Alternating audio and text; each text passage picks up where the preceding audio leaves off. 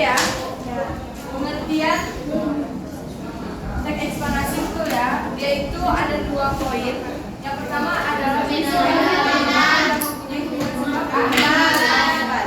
Jika lebih disempurnakan, teks eksplanasi adalah teks yang memaparkan proses yang berhubungan dengan fenomena baik alam, sosial dan budaya, pengetahuan yang mempunyai hubungan sebab akibat. Jadi tidak perlu ini yang dihafal, tapi jika sudah ada 2 kunci ini maka sudah dikatakan benar. Ada yang mau ditanyakan tadi pengertian? Benar. Dari sudut D ada suaranya. Ada yang mau ditanyakan ini? C, B, A, yang mana ya? Masuk ciri-ciri teks eksplanasi. Yang pertama menggunakan gambar, grafik, data untuk mendukung pendapat. Nah, data ini bisa berupa yang pertama jika kita langsung datang pada kejadian, saat kejadian itu dinamakan data. Wawancara. Enggak, kita melihat secara langsung kejadian itu. Apa namanya? Gambar. Fakta. Enggak. Data. Nah, kita mengumumkan live. Nah, kita observasi. Nah, ini ada kejadian. Kita langsung datang gambaran, kita langsung datang. Kita lihat, oh gini. Itu namanya pengamatan langsung. Pengamatan langsung. Yang kedua, kita menanyakan kepada orang lain mengenai kejadian atau peristiwa, itu dinamakan wawancara. Yang ketiga, itu adalah kita melakukan pengisian tertulis. Data itu berupa pernyataan, itu dinamakan dengan data. Ya, dia ada mengumpulkan data semuanya, tapi ini dinamakan dengan angket. Angket itu ada kan kayak mahasiswa dia minta tolong, sehingga dia pernyataan dia dari sini biasanya setuju, tidak setuju, tidak setuju, kurang setuju, ada kan gitu kan? Nah, itu yang dinamakan dengan angket. Yang kedua terfokus pada objek yang dibahas. Jika kita ingin membahas satu objek, kita tentukanlah, misal kita mau mengambil tentang fenomena alam, maka kita ambillah banjir, tsunami, tanah longsor. Jika kita mau mengambil fenomena sosial, kita mengambilnya KDRT, tawuran, kemiskinan, pengangguran. Jika kita mengambil fenomena budaya, kita mengambil wayang. Pernyataan penjelas itu dia ada di dalamnya, yaitu konjungsi kronologis dan konjungsi kausalitas. Yang terakhir adalah simpulan atau interpretasi.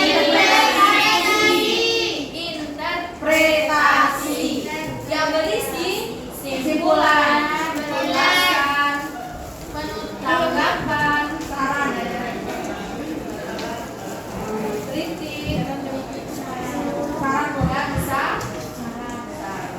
Nah, di simpulan ini isinya ya. Kalau yang interpretasi ini, jadi untuk struktur ada yang mau ditanyakan lagi? Udah paham? Insya Allah.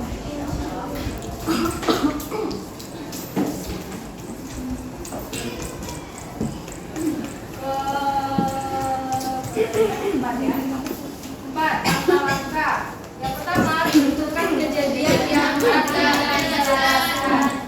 Kita tentukan sama dengan ciri-ciri, yaitu terfokus pada objek. Kita tentukan apa yang mau kita buat. Yang kedua, cari referensi.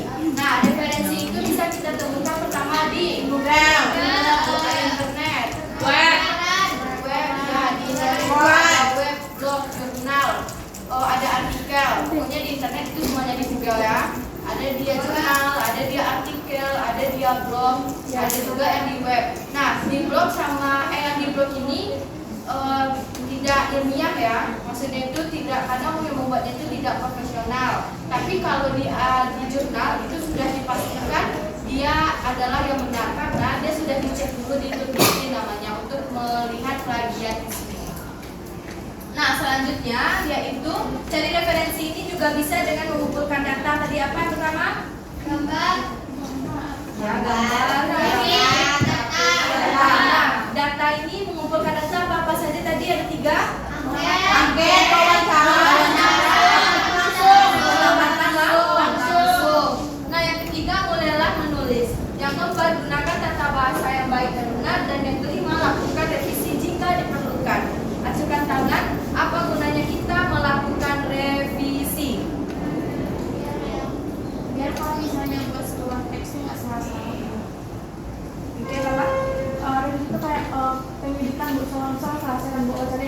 kurang tambah itu. Bisa undang bahasa Indonesia yang benar, dan teman-teman yang nggak salah. Kayak menambah kata yang kurang untuk mengurangkan kata yang terlalu berlebihan itu. Nah, revisi ini adalah penyempurnaan. Betul kata Wike ya sama Zahra ya? Azahra. Nah, dia itu bisa kita yang berlebihan kita hapus, yang kurang kita tambahkan. Berarti itu kata lainnya adalah menyempurnakan karya yang telah kita buat. Untuk langkah-langkah yang pertama, tentukan kejadian yang hendak dijelaskan atau terfokus pada objek. Yang kedua, mencari referensi. Referensi itu bisa dapat berupa gambar, grafik, dan mengumpulkan data. Mengumpulkan data di sini ada 3. Yang pertama wawancara, yang kedua angket, yang ketiga adalah pengamatan langsung. Yang ketiga adalah mulailah menulis. Yang keempat, gunakan tata bahasa yang baik dan yang benar. Dan yang kelima, lakukan revisi jika diperlukan. Yang kelima adalah analisis terhadap unsur pembahasan teks eksplanasi dilakukan dengan hal yang berkaitan dengan yang pertama, ketepatan pilihan kata. Di latihan kemarin masih ada cara-cara panjang dari Ibu? Masih? Ada tadi Ibu di kelas ini yang buku catat lagi ya? Berarti Ibu udah malas seharusnya masih ada itu di kelas lain, masih ada yang pilihan katanya yang berserakan, yang seharusnya tidak itu dibuat itu gitu. Tolonglah dipikirkan ya, kita bahasa Indonesia mulailah belajar lagi. Yang ini tidak ada lagi YG, tidak ada KRN, tidak ada lagi DGN, tidak ada. Apa lagi ya? UTK. Untuk ya UTK PD.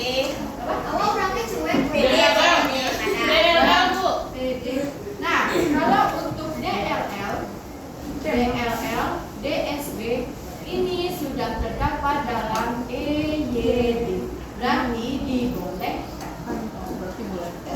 Kalau untuk DLL, DSB itu boleh. Kalau nggak salah Ibu, dia pakai titik setelah itu. Nah, tapi kalau yang ujian ini tidak ada lagi, apalagi ada DN dan kalau ada temu ini dicoret kan belakang kalian. Paham ya? Kalau yang untuk ini masih bisa lah Ibu coret-coret, ya masih salah. Tapi kalau untuk ini tidak ada ya, DN ini dan cuma nambah aja. Masih ada ucap DN.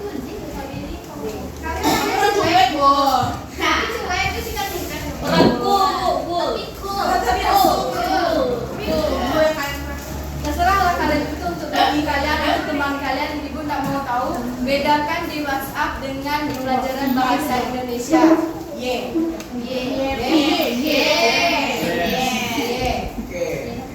Nah, selanjutnya untuk awal kalimat itu menggunakan huruf kapital. Kapital di sini ada di awal. Nama kota, nama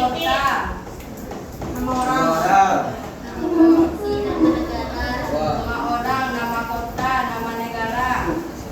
Habis titik. Ya, setelah titik. Nah, selanjutnya itu adalah penggunaan di. Di itu jika dia tempat setelahnya maka dikasih spasi. Ada spasi. Namun jika D-nya itu tidak tempat, maka tidak perlu dikasih spasi. Di mana? Contoh, di mana? Itu dikasih spasi atau tidak? Sebenarnya adalah iya. Di mana? Karena ini menunjukkan tempat. Di depan itu dikasih juga spasi. Di awal ini bukan spasi kan? Apa? Dilaksanakan itu tidak. Di situ Dikarenakan Bu. Digunakan itu ya.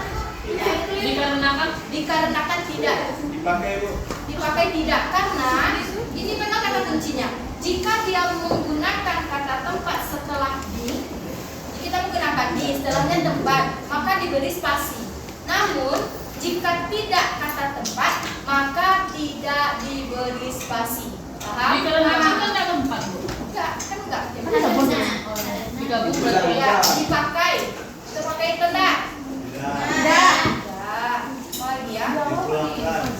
Di awal dia menunjukkan apa ya, tempat, waktu, apa itu, pokoknya banyak sebenarnya. Bisa ya? Mulai kita rubah sedikit demi sedikit lagi biar nanti pas kalian kuliah mungkin ada yang mau melanjutkan seperti ibu, jadi kalian nggak terlalu kagum. Oke, bisa ya? Selanjutnya adalah keterbatas struktur kalimat. Nah, kalau membuat itu dipikirkan dulu. Karena ini tidak ada waktu untuk merevisi, maka pikir-pikirkan dulu apa yang mau dibuat. Nah, selanjutnya penggunaan ejaan, ini tanda baca ya. Jika titik haruslah diberi titik, jika koma diberikan koma. 1 titik 3 koma. Aku cantik nggak ada yang punya. Kalau gitu nah, penulisan huruf dan penulisan kata. Yang keempat adalah gunakan bahasa yang baik dan mudah dipahami. Untuk materi eksplanasi sudah habis. Nah, untuk anak-anak ibu, anak-anak, ya ibu, ada yang mau ditanyakan? Silahkan ditanyakan. Sebentar kita melakukan ulangan. Sudah paham semua? Sudah paham semua? A, keempat sudah? Insya Allah. B, Insya Allah. C, Insya Allah. D, kalau nggak tanyaan, selagi masih bekunya sampai pas ulangan baru kali-kalinya. Wah, aku bu.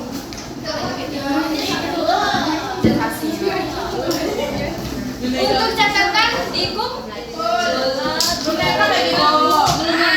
Bagian tidak lengkap maka nilainya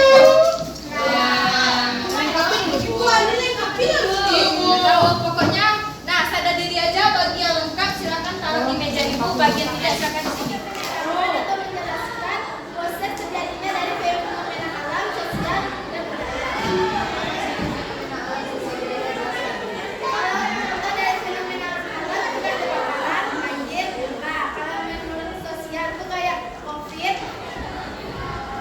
kekerasan terhadap anak, maka yang raya, dan budaya itu kayak mabuk. Dari materi ini, ibu akan jelaskan hari ini itu tentang bunyi televisi. Dulunya, ada yang pernah dengar atau ada yang terserah lah mau bilang contoh, pengertian atau bagaimanapun tentang buku non-fiksi. Ada yang tahu? Ini buku fiksi itu seperti dongeng. Seperti dongeng, apalagi? Khayalan. Apa? Cerita, kisah, khayalan. Buku non-fiksi ya. Reksa? Non-fiksi dulu.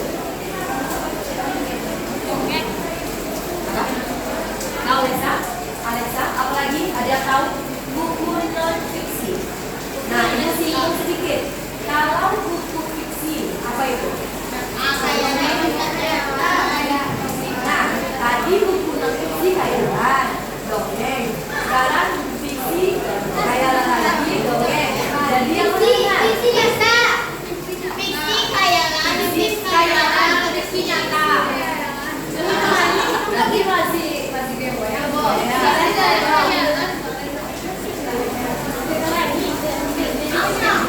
Nah, buku non-fiksi merupakan buku yang dibuat berdasarkan hal yang benar-benar terjadi dalam kehidupan sehari-hari atau bisa kita sebut dengan fakta. Berarti tadi kebalik ya, salah. Udah ibu tekankan non-fiksi ya. Nah, masih paling salah sama Nisa. Nah, kalau dia di sini kan dikatakan berdasarkan hal yang benar-benar terjadi.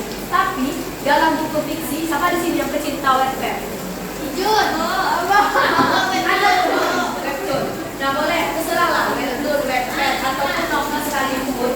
Pernah nggak dikatakannya ini berdasarkan kisah fakta? Ada? Ada. Nah, walaupun dia benar-benar terjadi, namun kenyataannya walau bagaimanapun faktanya, kalau sudah diceritakan dalam bentuk novel maupun cerita pendek, pasti ada sedikit perbedaannya. Betul. Dari segi tanggalnya lah, pasti nggak bakalan dikatakannya tanggal kejadian. Betul. Lain kalau berita,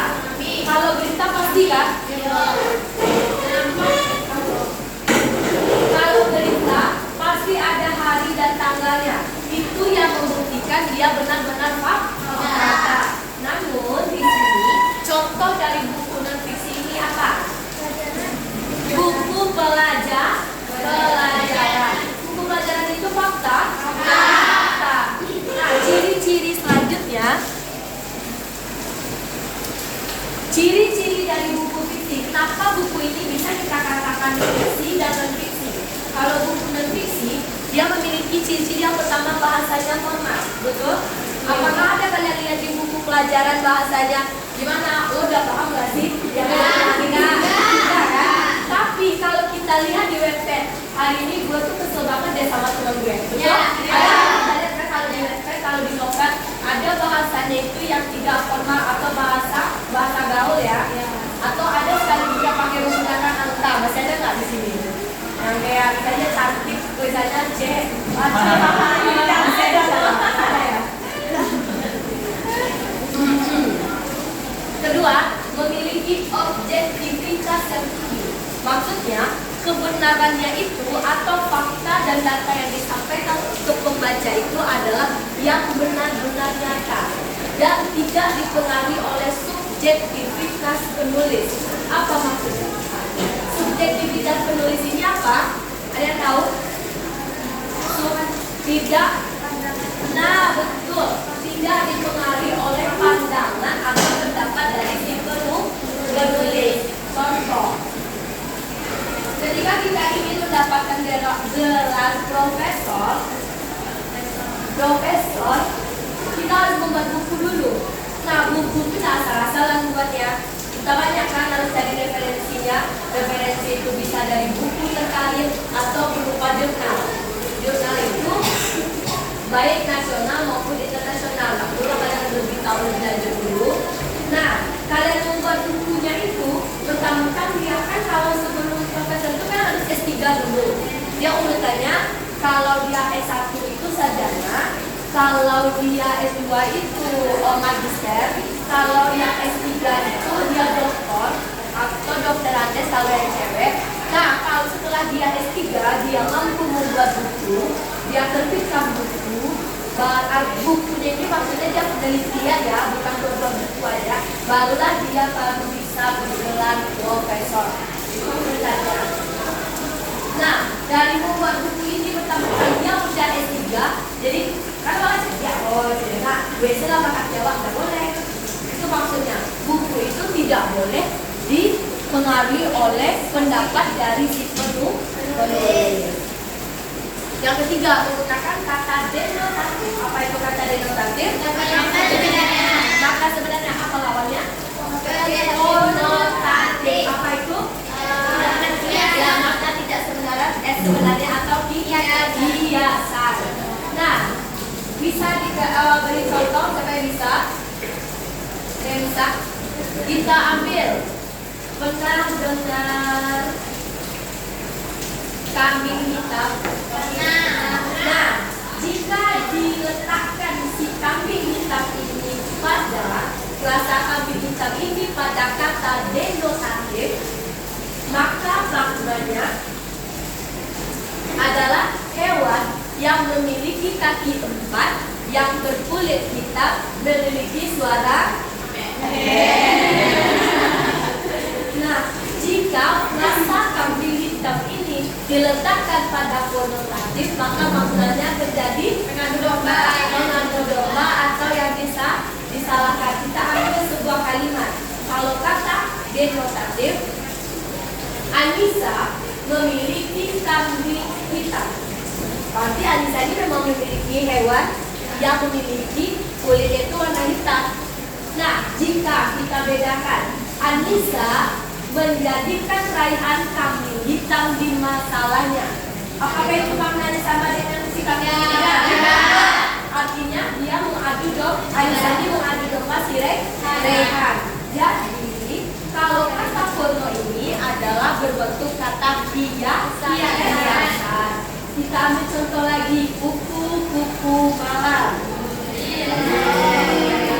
Kalau kita buat kalimat seperti ini, kalau kata denonya, gila melihat kupu-kupu malam. Apa maksudnya? Kalau deno. Nah, ya betul. Gila melihat kupu-kupu pada malam hari. Jika pada kono, gila melihat kupu-kupu malam, maksudnya melihat perang. Berarti kupu-kupu malam di sini bermakna cewek yang cewek ya, bahasa lucu ya. Ya cewek pikir ya. Tanda kaki, oh tanda kaki.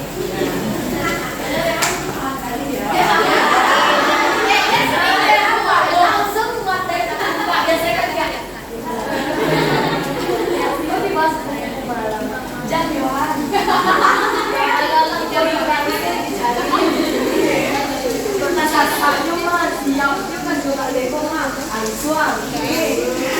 Cari kupu-kupu malam.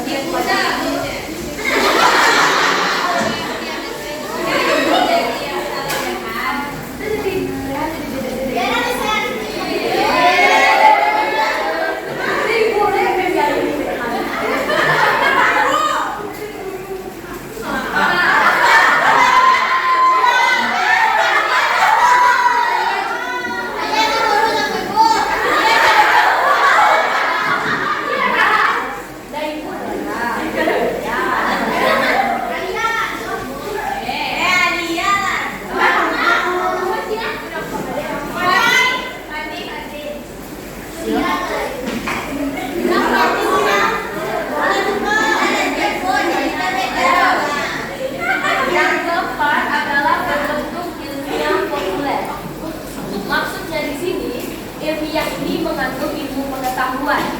Namun, seiring berkembangnya zaman, kalau bahasanya itu terlalu buku, maka siswa-siswa akan semakin enggan untuk membaca. Sedangkan lain itu buku itu layak kalian baca. Apalagi itu bahasanya yang bahasa kamu mana?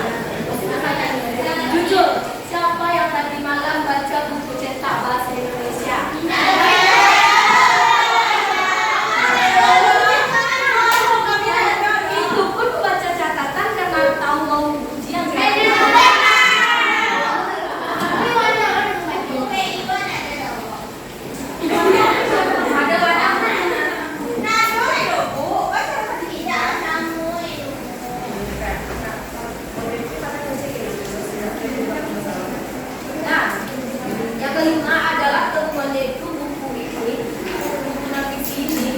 Dalam buku temuan baru atau pengembangan yang sudah ada. Maksudnya, ini sering terjadi dalam kita membuat jurnal atau membuat skripsi lah. Mungkin, misalnya ibu nih, ada senior ibu dulu mengambil sudut pandangnya itu dari segi budaya saja. Nah, karena kan hanya tuh ada pendidikan, ada perekonomian. Nah, ada ibu orang pendidikan, ibu ambillah dari segi pendidikan. Nah, itu namanya mengembangkan temuan yang sudah ada, atau sekalipun nggak pernah orang meneliti misalnya itulah menjadi peneliti pertama. Nah itu namanya mengembangkan temuan baru. Itu di sini sudah paham. Nah masuk tadi ada buku pengayaan. Udah ibu singgung tadi apa perbedaan buku pengayaan dengan buku pelajaran. Buku pengayaan bagaimana?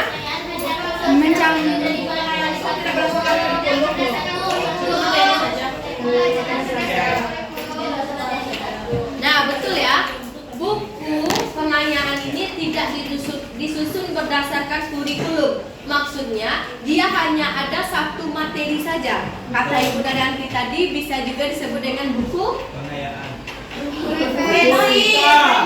Referensi apa lagi? Buku pintar. Yang kedua, kalau buku pelajaran itu disusun berdasarkan kurikulum. Jadi buku pengayaan ini baca di KPDP. Baca. Buku pengayaan disusun sebagai rujukan penguat pada mata pelajaran tertentu. Nah, dia itu hanya sebagai penunjang mata pelajaran tertentu. Kemarin kita teks ceramah. Mungkin waktu Anissa kuntum kemarin, Anissa mau mencari tahu bagaimana ceramah itu dengan baik. Bagaimana cara tampil ceramah itu dengan baik. Bagaimana berbicara yang baik dan bagaimana menarik perhatian audiens. Karena Anissa tidak tahu, dicarilah bukunya. Bagaimana berbicara yang baik di depan audiens atau di depan umum. Nah, dicarilah sama Anissa buku tersebut. Ketemulah buku itu satu. buku kiat-kiat, membaca, berbicara yang baik di depan umum. Nah, buku itu yang dinamakan dengan buku pengayaan. Karakteristiknya itu materinya itu harus kenyataan karena dia termasuk salah satu contoh buku non fiksi. Yang kedua, penunjang mata pelajaran namun tidak disusun dalam kurikulum, tapi dia termasuk dalam kurikulum tapi dia tidak disusun berdasarkan kurikulum. Yang ketiga, disajikan secara populer. Nah, di buku tersebut biasanya disertakan dengan gambar-gambar menarik. Apa gunanya? Agar tidak bosan. Nah, iya, salah satunya itu adalah agar tidak bosan atau lebih memahami si pembaca. Karena ini kan udah satu buku materi saja tuh. Berarti orang mencari itu benar-benar perlu. Nah, karena kadang kita dalam tulisan kita kurang ngerti ya. Nah, kadang mulai digambar kita baru ngerti. Misalnya katanya, angkat tangan sampai ke dagu. Kira-kira kayak gini. Nah, mungkin kan nanti digambarnya mungkin bisa digambarkan dengan seperti ini. Ya, bisa ya di buku pengayaan. Selanjutnya itu dia tuh bisa berbentuk deskripsi. Apa deskripsi? Menggambarkan. Teks apa? Yang menggambarkan atau menjelaskan. Kalau teks eksposisi, eksposisi mengabarkan pengetahuan. Kalau yang argumentasi, Opini pembaca. sadar kalian udah di depan. Tapi kan misalkan baca ibu. Ibu pulang. Kalau narasi yaitu menceritakan. Nah, yang kelima adalah adanya penggunaan yang inovatif dan kreatif.